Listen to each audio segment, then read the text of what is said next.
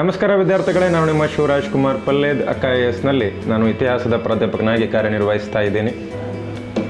IAS ಸಂಸ್ಥೆಯಲ್ಲಿ ಇದೇ March 3ಕ್ಕೆ UPSC course ಆರಂಭ ಆಗ್ತಾ ಇದೆ.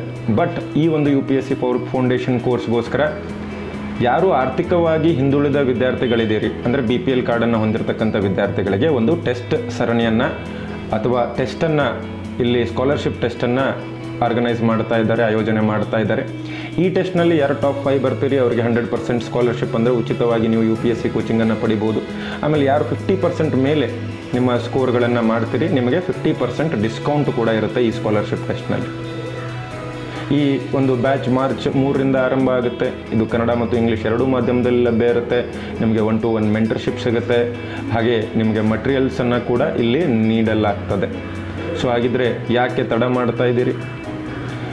ನೀವೇನಾದರೂ ಆರ್ಥಿಕವಾಗಿ ಹಿಂದುಳಿದ ವರ್ಗದವರಾಗಿ ನಿಮಗೇನಾದರೂ IAS ಆಗುವ ಕನಸಿದ್ದರೆ, IAS ಕೋಚಿಂಗ್ ಪಡೆಯುವಂಥ ಒಂದು ಹುಮ್ಮಸ್ಸಿದ್ದರೆ ನೀವು ಈ ಸ್ಕಾಲರ್ಶಿಪ್ ಟೆಸ್ಟನ್ನು ಅಟೆಂಡ್ ಮಾಡಿ. ಮಾರ್ಚ್ 3ರಿಂದ ತರಗತಿಗಳನ್ನು ಅಟೆಂಡ್ ಮಾಡಿ.